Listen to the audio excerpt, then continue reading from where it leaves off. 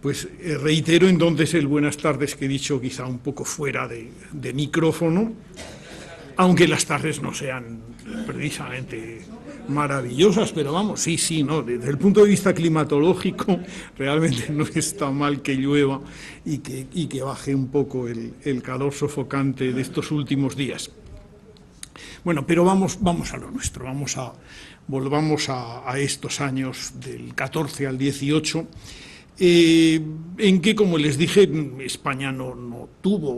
aportó esa dramática cuota de cadáveres que fue común en otros países europeos, pero la guerra sí produjo damnificados, al menos en su nombradía literaria en España. Y el otro día les citaba, y habíamos quedado en comenzar por ahí, el caso más llamativo de todos ellos, que es el caso de Jacinto Benavente. Porque fue precisamente su actitud durante la guerra de 1914 y las serias reprimendas que recibió de mano de los aliadófilos y fundamentalmente de quien más se ensañó en el castigo, que fue Ramón Pérez de Ayala, algo que ya no volvió a superar Jacinto Benavente como escritor.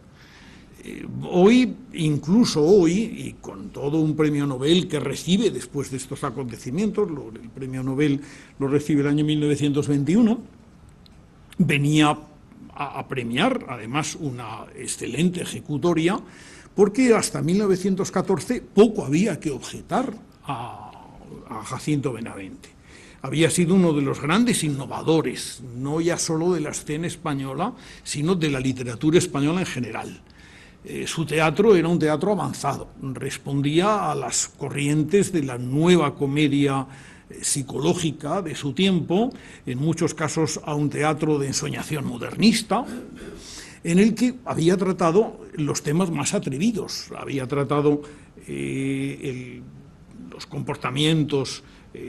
morales o poco morales de las clases altas en una obra como Gente conocida, había abordado la crisis moral de la aristocracia en La comida de las fieras, había tratado los interiores burgueses en Lo Cursi, una obra cuyo propio título ya lo indica todo. En 1913 había conmovido la escena española con el estreno de un drama rural donde, más allá de lo que era la convención de los dramas rurales, se abordaba pues nada menos que el tema del incesto en el marco familiar, la malquerida me refiero. Bueno, pues todo esto quedó ensombrecido por la actitud de Jacinto Benavente, que fue, por otra parte, la defensa de un neutralismo, pero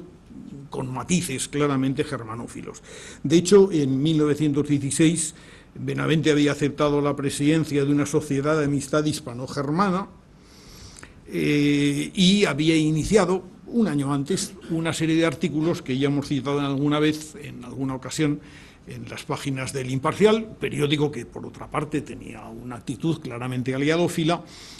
con la excepción de los artículos de sobremesa, ese era el título general de la serie, con el que obsequiaba a sus seguidores Jacinto Benavente y que llamaron sobre la atención. Pero, no contento con aquellos artículos, con aquellas reflexiones, Jacinto Benavente llevó a escena su desdén por quienes le acusaban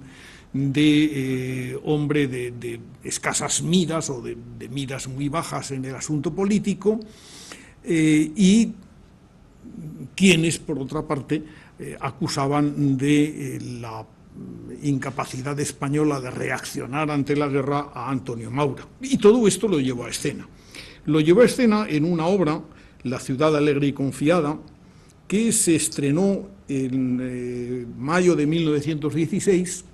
en el Teatro Lara, el lugar, la famosa Bombonera, hoy ya desaparecida, donde Benavente tuvo por lo menos sus estrenos más importantes en este momento, Y allí es donde, digo, estrenó La ciudad alegre y confiada en mayo del 16. La obra tenía los mejores antecedentes, se anunciaba como una continuación de lo que había sido uno de sus grandísimos éxitos, de Los intereses creados, la obra de 1905, donde con pretexto de una renovación del tema y de los personajes de la vieja comedia del arte italiana, Benavente había presentado con sutileza y con diálogos brillantísimos una serie de casos morales, dándoles una solución artificiosa como suya, pero por otra parte en un planteamiento que realmente dejaba suspendido al espectador de las palabras de los personajes. No cabe decir lo mismo de La ciudad alegre y confiada, que retoma los mismos personajes de Los intereses creados, vistos una veintena de años después, cuando Crispín, el pícaro que conduce la acción, el deus ex machina de la acción en la obra de 1905, se ha convertido ya en todo un triunfador, es el magnífico, digamos, el duce de la ciudad italiana donde se ambienta la obra, mientras que Leandro, su compañero de fatigas, el joven inexperto y candoroso, en definitiva, pues se ha convertido efectivamente en el marido de la hija del más rico de la ciudad, pero a la que también engaña de una manera desconsiderada. Uno y otro, por otra parte, se confrontan a la postre con un nuevo personaje que no había aparecido en Los intereses creados, pero que se introduce en La ciudad alegre y confiada. Es un viejo político, el primero que se enfrentó a la venalidad de Crispín, como magnífico de la ciudad, y que después de un largo destierro ha sido indultado, ha vuelto allí, pero sigue manifestando su inquietud política, sobre todo en un momento en el que parece que la ciudad va a tener que entrar inevitablemente en una contienda entre Génova y Venecia. Los intelectuales de la ciudad, los periodistas, etcétera, son partidarios no ya solamente de entrar en la lucha, sino de que la ciudad sea derrotada y de ese modo cambie su actitud, las viejas costumbres sean abandonadas, la ciudad se modernice como sus ciudades rivales, y esto es lo que efectivamente ocurre. La ciudad entra en guerra contra la opinión del viejo Crispín, pero sobre todo contra la opinión del desterrado. Los personajes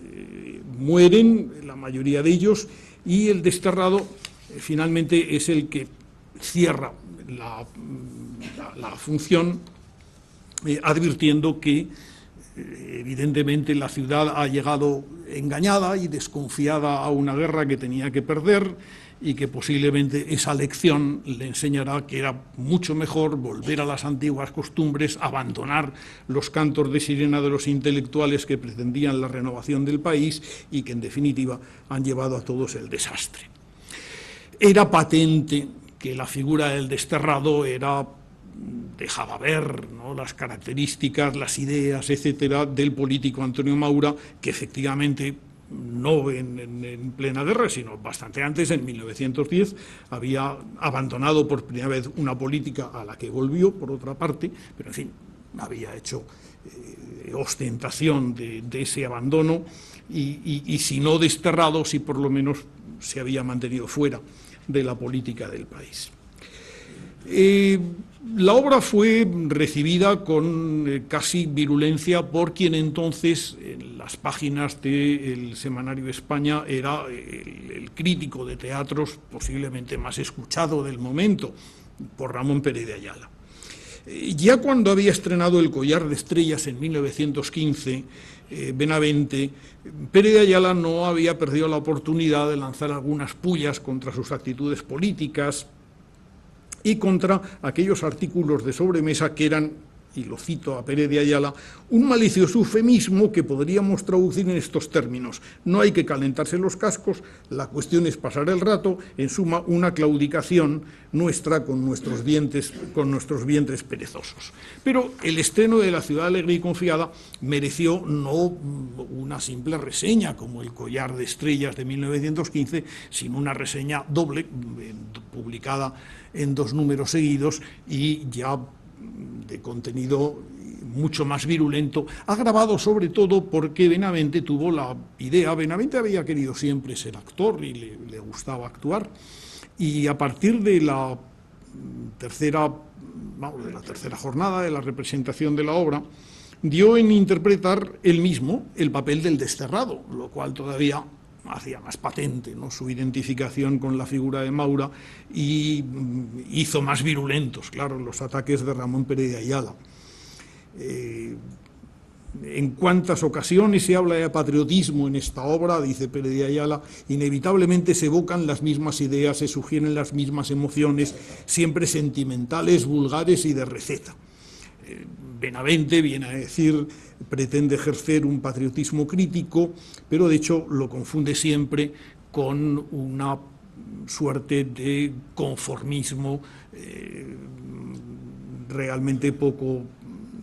sin ninguna cesión a la crítica. El resultado de su discurso, dice Pérez de Ayala en una frase evidentemente feliz,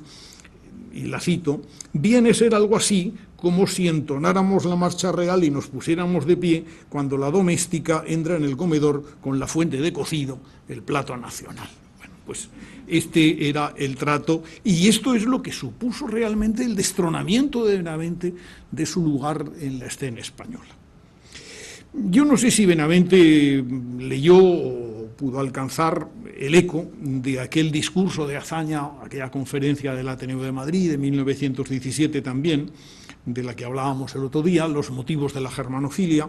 que de hecho, más que un análisis de por qué hay que ser aliadófilo, lo había convertido Manuel Azaña en una suerte de escalpelo furibundo que maltrataba las carnes de los germanófilos del momento. Aquellos germanófilos escudados muchas veces en una neutralidad que, como él decía, había estado, le cito a Azaña, adormeciendo el espíritu público, halagando su amor a la quietud y haciéndole creer que eso era una solución, una política, un refugio seguro contra los trastornos de la guerra, en vez de ser una neutralidad forzosa impuesta por nuestra propia indefensión. Y no es que Azaña fuera, en ningún momento lo es, partidario de una intervención militar, es partidario de algo que verán ustedes que se repite en otros escritores de los que vamos a analizar hoy y que nunca queda demasiado claro. Se pretende una neutralidad vigilante, lo mismo que en definitiva había explicado el propio Romanones en aquel artículo Neutralidades que matan, que citamos el primer día. Una neutralidad que de algún modo, y sin necesidad de entrar en combate, suscitara los cambios políticos, la reflexión que el escenario de la guerra y lo que se confrontaba en ella permitía hacer. Y de hecho, Azaña tiene en el fondo buena parte de razón y nos revela también lo que había detrás de todo esto cuando compara la actitud beligerante del gobierno en 1898, empeñado en ir a la guerra con Estados Unidos, y la actitud del gobierno actual, que ante una coyuntura evidentemente mucho más abierta, mucho más fácil de esquivar, como era la guerra de 1914, decreta sin embargo una neutralidad estricta y total. ¿Por qué, escribe Azaña, estos gobernantes no hicieron lo mismo, no ostentaron igual amor a la paz, no tuvieron el mismo afán de poner a salvo la sangre y los dineros del pueblo en 1898, cuando el conflicto con los Estados Unidos nos puso en el trance de elegir entre la guerra o la transacción? Porque entonces se aspiraba a salvar la dinastía en aparente peligro y a mantener los intereses de los ricos que gobernaban en Cuba y de los frailes o juzgadores de Filipinas, y a eso se sacrificó lo más preciso, la paz. ved como esta palabra neutralidad, que los gobiernos han hecho brillar ante nosotros durante estos 3 años como un señuelo, es una falacia adormecedora, insuficiente para encubrir la imprevisión, el desbarajuste y la holganza de los ministerios.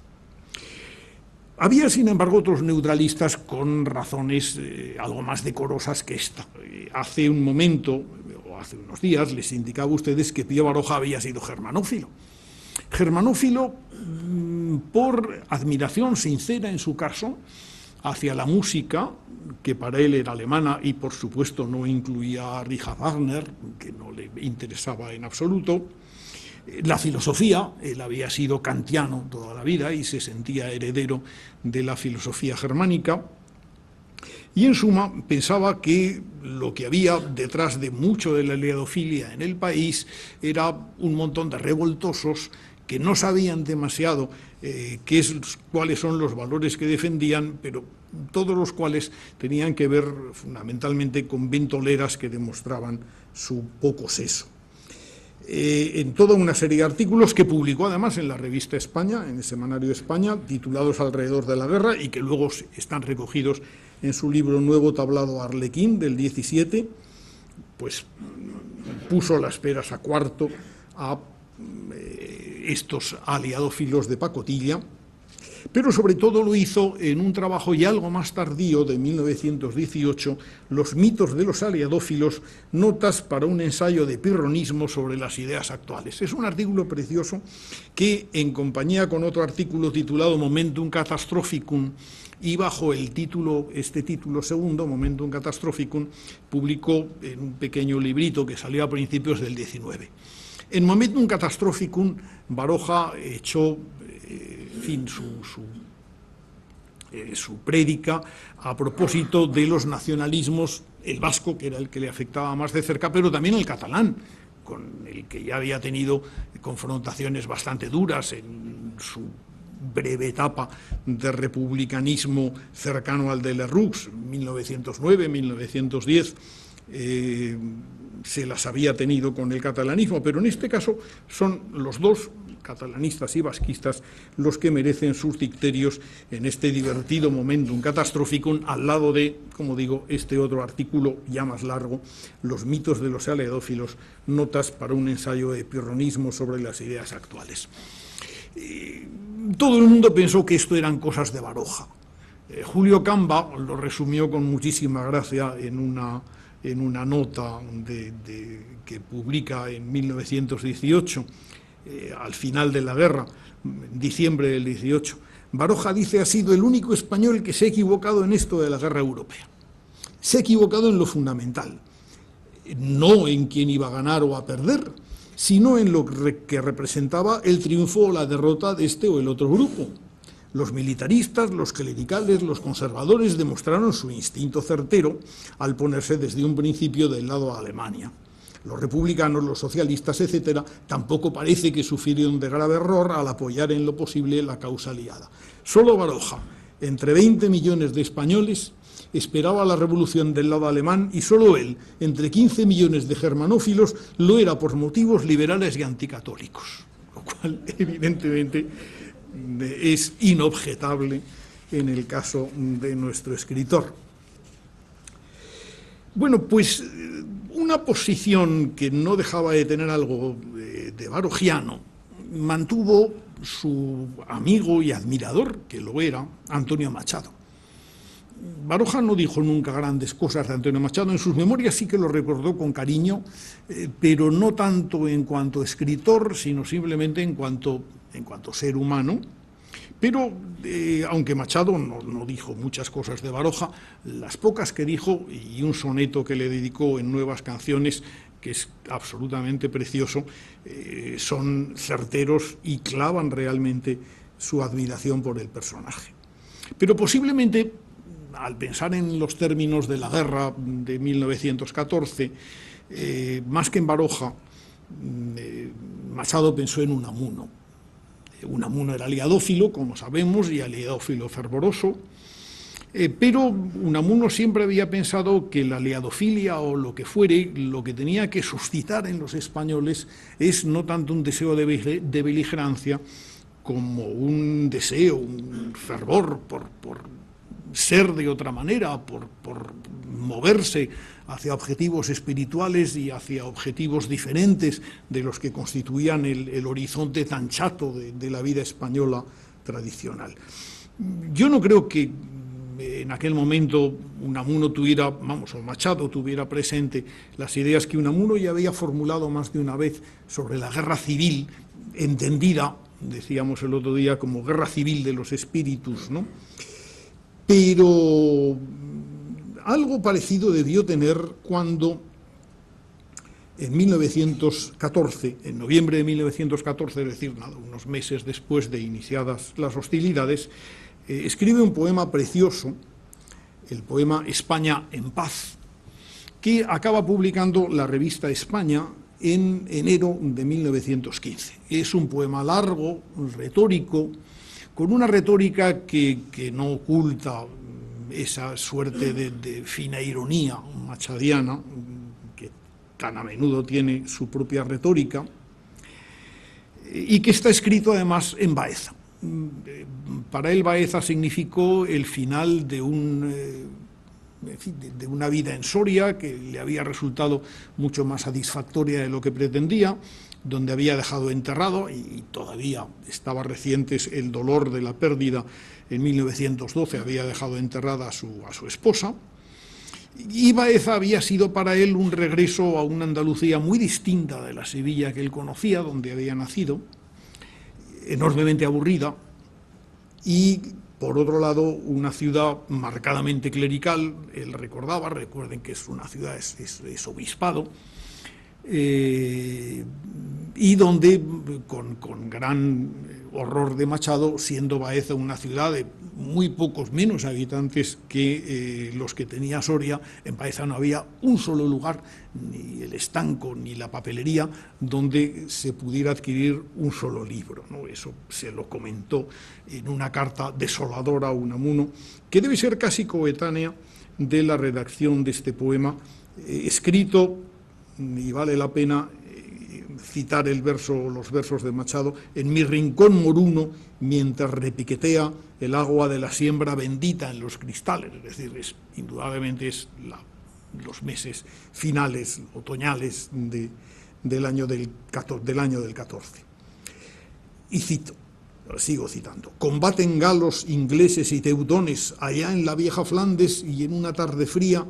un César ha ordenado las tropas en Germania contra el francés avaro y el triste moscovita, y osó hostigar la rubia pantera de Britania. Medio planeta en armas contra el teutón milita. La guerra es mala y bárbara, la guerra odiada por las madres, las almas entigrece. El poema sigue en este tenor, y estos encomios, estos adjetivos homéricos aplicados a los contendientes no dejan de tener, lo he citado anteriormente, esa punta de ironía que no aparecía en los de Tomás Morales, que comentábamos el otro día, donde además eran intercambiables los rusos por los norteamericanos según quien combatiera. Pero el tema fundamental de este hermoso poema es lo que tiene de admonición a la neutralidad española, porque esa neutralidad le preocupa, como le había preocupado a Azaña, que sí era aliadófilo ferviente. En su caso, infiere, sin embargo, unas consecuencias parecidas. Si esa neutralidad, dice, si eres, lo cito, desdén y orgullo, valor de ti, si bruñes en esa paz valiente la enmohecida espada para tenerla limpia, heme aquí pues España en alma y cuerpo, toda para una guerra mía. Esa guerra mía es lo único que me ha hecho pensar a veces en que sí podía haber leído o podía haber recordado de algún modo el sentido metafórico de guerra de los espíritus que Unamuno había utilizado alguna vez. Solo de esa manera, piensa, si en tu desdeño esculpes como sobre un escudo dos ojos que avizoran y un ceño que medita, España podrá decir que ha estado en esa guerra terrible a la altura real de las circunstancias. Pero la guerra terminó y, sin embargo, Machado siguió recordando lo que aquello había supuesto en el alma española, y algún otro poema regeneracionista de estas fechas tiene el eco de esta sensación de desazón que había tenido ante la esterilidad de los resultados de la guerra en la mentalidad colectiva. Pero también lo que la guerra en sí misma había significado. Y esto lo recordó cuando publica una serie de proverbios y canciones, esos poemitas muy breves, aforísticos casi, que Machado ya había recogido en la edición ampliada anterior de Campos de Castilla, que ahora publica como una colaboración en las páginas de la revista La Lectura y que finalmente acaba recogiéndose en el libro Nuevas Canciones, que es de 1924, pero los poemas son de 1917-1920, lleva la edición originaria la escritura de ellos. Uno no pasa de ser una descalificación del núcleo idealista de la filosofía alemana, y es muy conocido, no pasa de ahí. Es el que dice Tartarín en Königsberg, con el puño en la mejilla todo lo llegó a saber, dice simplemente burlándose, por supuesto, de Kant y del kantismo. Pero eso es indirecto. Lo que no lo es tanto es una reflexión jocosa y algo más larga que vuelve a enunciar, como ocurría con el poema anterior, en la Hesperia triste, promotorio occidental de este cansino rabo de Europa, y cuyo protagonista y meditador es un hombrecillo que fuma y ríe al pensar, que evidentemente es el propio Antonio Machado, fumador empedernido, y hombre, si no muy jocoso, sí por lo menos dado a la sonrisa irónica. Y este hombre es el que piensa en la destrucción mutua de dos imperios rivales y en el triste destino de los titulares de los imperios. El Kaiser Guillermo, que después de la guerra se refugia en Holanda, donde muere ya algunos años después, y el zar de Rusia, Nicolás II, que como saben ustedes tiene un destino mucho más triste que le espera en Ekaterimburgo, donde fue muerto con su familia, como es sabido.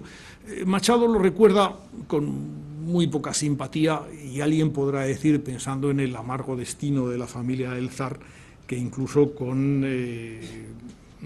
manifiesta inconveniencia. Cayeron, dice Machado, las altas torres, en un basurero están la corona de Guillermo, la tesa de Nicolás. Es evidente que Antonio Machado, pacifista indudablemente, la guerra europea le había parecido un estallido de violencia que había acabado llevándose de en medio a sus propios promotores y que en suma simplemente había abierto un interrogante más y no precisamente grato en el horizonte de una Europa prácticamente destruida o en buena parte destruida en aquel momento.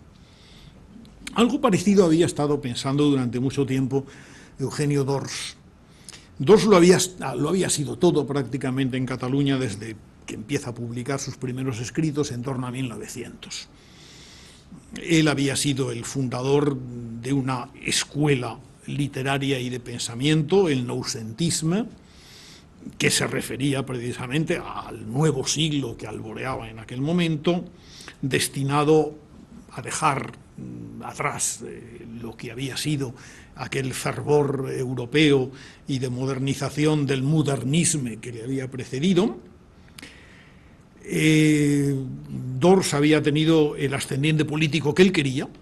el de ser un asesor áulico de primer nivel sin necesidad de tener que aceptar un cargo político, pero las cosas, ya veremos en su momento, no habían ido demasiado bien. Entre otras cosas, falleció demasiado pronto quien había sido el impulsor de su carrera política, Enric Prat de la Riba, y veremos que muy pronto también las relaciones con los sucesores de Prat de la Riba al frente de la mancomunidad catalana no serán las mejores. Pero en tanto ha estallado la guerra europea. Ha estallado la guerra europea, Dors se ha considerado siempre un europeo de vocación, es una de las personas que en aquel momento pronunciaba esa palabra con una intención mucho más cultural que con el complejo de inferioridad que a veces era común entre otros españoles que invocaban lo europeo. Y de hecho lo que le horrorizó fue lo que tenía de matanza fratricida, lo que había empezado a ocurrir en agosto de 1914. No tardó mucho, el 5 de febrero de 1915, en encabezar y publicar lo que tituló Manifiesto por la Unidad Moral de Europa, que tiene, por lo tanto, muy pocos días de diferencia con el manifiesto de los intelectuales redactado por Pérez de Ayala y que era tan manifiestamente aliadófilo. En las líneas de Dors coinciden, y él lo ha buscado, con la actitud de algunos muy pocos intelectuales franceses o alemanes fundamentalmente que quisieron contemplar la guerra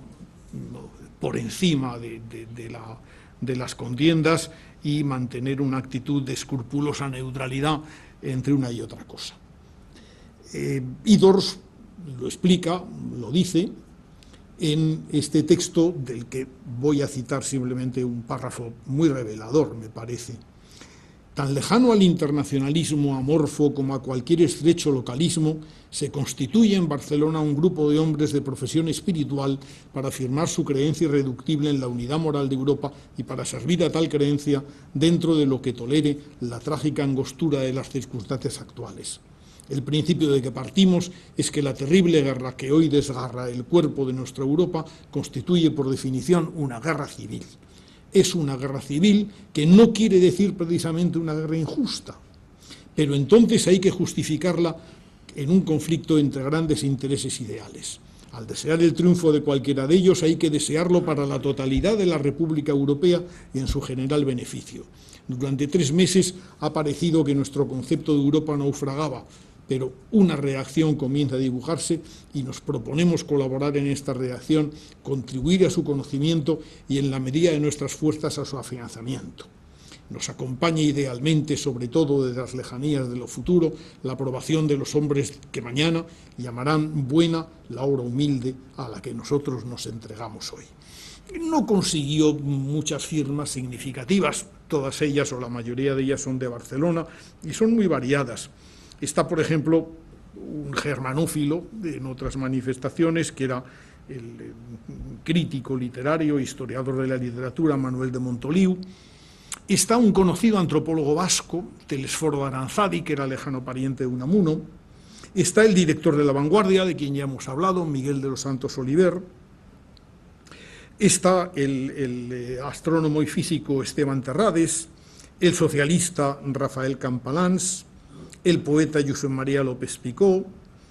Jaume Massoy Torrents, Jordi Rubió Balaguer, que era el representante en aquel momento de toda una tradición de rubiós que desde el principio de la Renaixença hasta prácticamente nuestros días ha mantenido una actitud de coherente servicio a la cultura catalana, pero como ven ustedes, no son tampoco nombres de gran relumbrón, ni por otra parte el esfuerzo, que fue generoso y amplio, que mantuvo Eugenio Dors en pro de esta neutralidad, consiguió grandes frutos en el resto del país, ni tuvo tampoco una gran trascendencia europea. La actitud escéptica frente a todo y ante todo también la mantuvieron otros. Wenceslao Fernández Flórez, por ejemplo, era seguramente en aquel momento uno de los escritores más populares de España. Y esa popularidad y el hecho de que fuera un escritor fundamentalmente muy leído, había sido seguramente el más ácido de los cronistas parlamentarios españoles de su tiempo, desde 1905 que empezó esta labor. Era un escritor de novelas de humor, pero también de novelas en las que Fernández Flórez combinaba siempre ese profundo humorismo que aparentemente estaba lleno de ternura, pero que muchas veces ocultaba, al lado de esa piedad superficial, un fondo casi diríamos nietzscheano de desdén por la debilidad de los demás, ¿no? Wenceslao Fernández Flórez era un personaje raro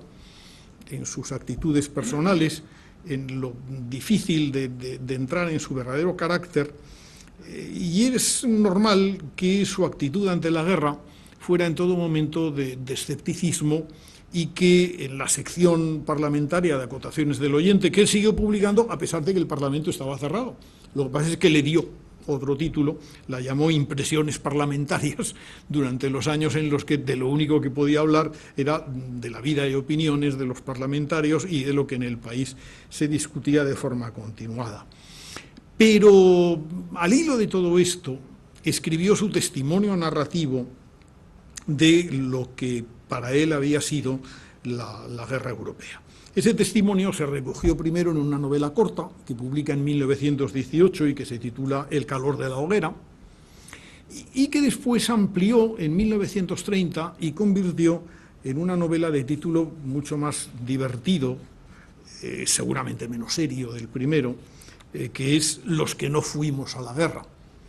La novela está protagonizada por uno de los personajes absolutamente típicos de las novelas de Wenceslao Fernández Flórez. El hombre apocado, el joven apocado, lleno de debilidades, incapaz de afrontar las responsabilidades de la vida a pesar de su entusiasmo por hacer las cosas y porque le salgan bien. El hombre tímido, víctima siempre de la mala fe que suelen esgrimir los demás y que él es incapaz de hacer, y que es el mismo personaje que aparece en La procesión de los días, en una novela de 1915,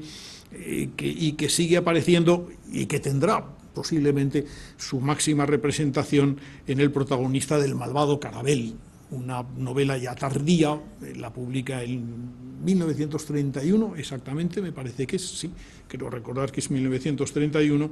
ya en el último momento de su trayectoria, y es seguramente la última gran novela de Wenceslao Fernández Flórez. Bueno, pues el personaje que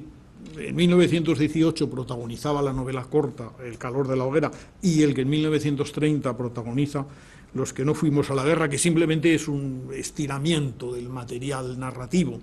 que había utilizado en 1918, se llama Javier Velarde y responde perfectamente a ese fenotipo del que les he hablado hace un momento. Está escrita en primera persona por el propio Javier Velarde, evidentemente, narrando lo que ha sido ese transcurso de la guerra que ha significado tantos cambios en la vida colectiva y tantos y terribles cambios para él mismo. En 1918, cuando acaba su manuscrito, confiesa que voy a cumplir ya 40 años, gano 80 duros al mes, sufro hipercloridria y para huir de mis pensamientos melancólicos consumo grandes dosis de esa barata morfina de nuestro tiempo que se llama el cine. Entre tanto, pues ha perdido la novia, y ha perdido la novia por un motivo enlazado estrechamente con la guerra europea. Se han abierto unos grandes almacenes en la ciudad de Iberina, el nombre de la ciudad ya es revelador, como ustedes ven, donde han entrado a trabajar fundamentalmente mujeres. Se han enlazado dos cosas. En primer lugar, la difusión europea en aquel momento de los grandes almacenes por departamentos, y luego la presencia del trabajo femenino, que significó, por otra parte, pues todo un cambio en el atuendo de las mujeres obligadas, ahora ya con obligaciones laborales sistemáticas. Allí se habla de los grandes negocios que suelen quedar en meras especulaciones. Se retratan maravillosamente bien las tertulias donde aliadófilos se convencen a sí mismos del por qué deben seguirlo siendo, y mientras 2 mesas más atrás los germanófilos hacen lo propio y algunas veces se emprenden unos y otros a bastonazos a la salida del café o en las propias mesas del café. En fin, todo cuanto hablábamos el primer día, la elaboración de listas negras, la picaresca que había, ya fuera para eludir la presencia en las listas negras o para incluir al rival comercial en una de ellas, pues todo esto lo cuenta por menudo la novela de Wenceslao Fernández Flórez, Los que no fuimos a la guerra, que yo les sigo recomendando vivamente, quizá como el mejor reflejo que puede encontrarse de ese peculiar mundo de una España que en aquel momento había empezado siendo una España pues todavía provinciana, etcétera, y que salió de la guerra pues convertida en una España que había vivido su momento más importante en todo lo que llevábamos de siglo, de crecimiento económico, pero también, y lo veremos dentro de un instante, eso llevaba alarmado la enorme conflictividad social que había estallado en 1917, había sido conjurados los acontecimientos, pero seguiría una vez concluida la guerra. Este texto sardónico, a veces cínico, como solía ser Venceslao Fernández Flórez, pues es realmente un texto que puede resumir perfectamente un párrafo que leo y extraído de las páginas finales de la novela, en este caso de 1930. Ya digo que escribe Javier Velarde, ya consumados los acontecimientos, y dice: innumerables compatriotas nuestros se habían creado una reputación injuriando fuertemente a cualquiera de los bandos en lucha. El iberiense, natural de Iberina, que llamó ignorantes a los alemanes, llegó a ser concejal gritando «Viva Alemania» o «Viva Francia». Se escalaban puestos en la política, en la administración y en la literatura. Y entonces no se exigía nada más. El talento de un francófilo era inapreciable para los germanófilos, pero deslumbraba a los amigos de la Entente, y al revés.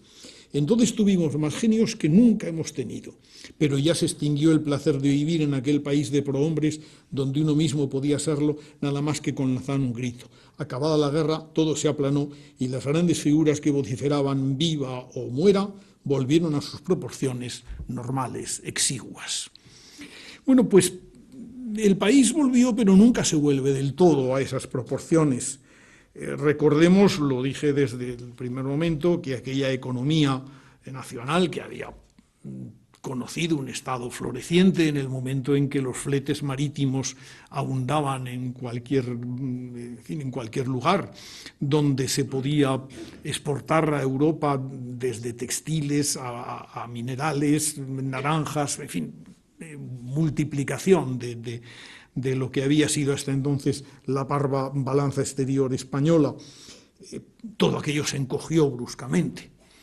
No lo vivieron muy duramente los bancos, muchos de los cuales, de los grandes bancos, habían nacido precisamente en ese momento, que lo fue de capitalización de beneficios.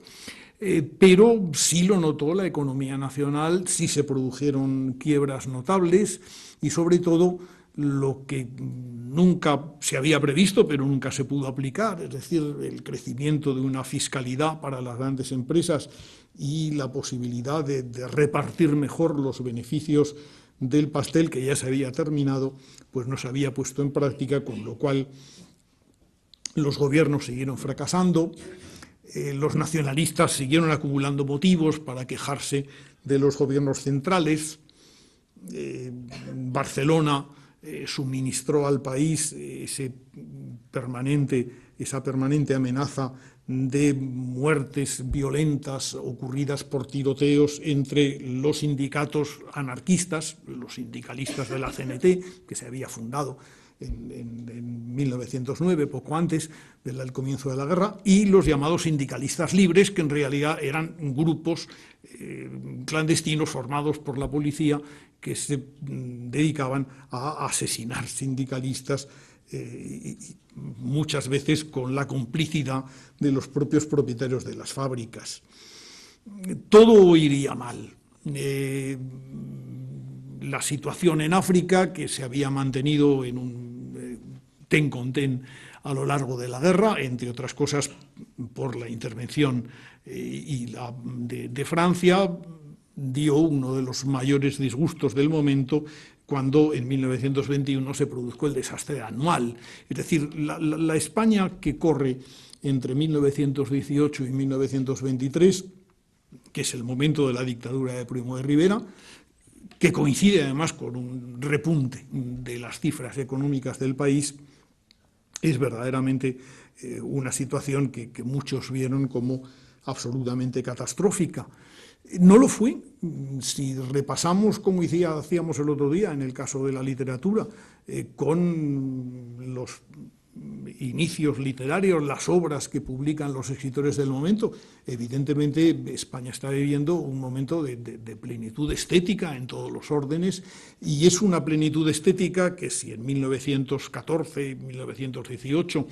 lo ha sido de una generación ya entrada en la cuarentena, como le ocurría a Javier Velarde, bueno, pues en el momento del que estamos hablando, a partir de 1920, se integra también en el movimiento una generación nueva, muy diferente, que es la que va a traer a España el mundo de las vanguardias, etc. Pues todo esto es lo que dio de sí, vamos, parte al menos de lo que pudo dar de sí esa guerra vivida desde lejos por los españoles, y que a través de las palabras de algunos escritores he intentado traerles estos días un poco más cerca. Les prometí, y cumplo mi promesa, que hoy dejaríamos un rato más generoso para las posibles preguntas, intervenciones, etcétera, que ustedes quieran hacer ahora. Disponen exactamente de un micrófono.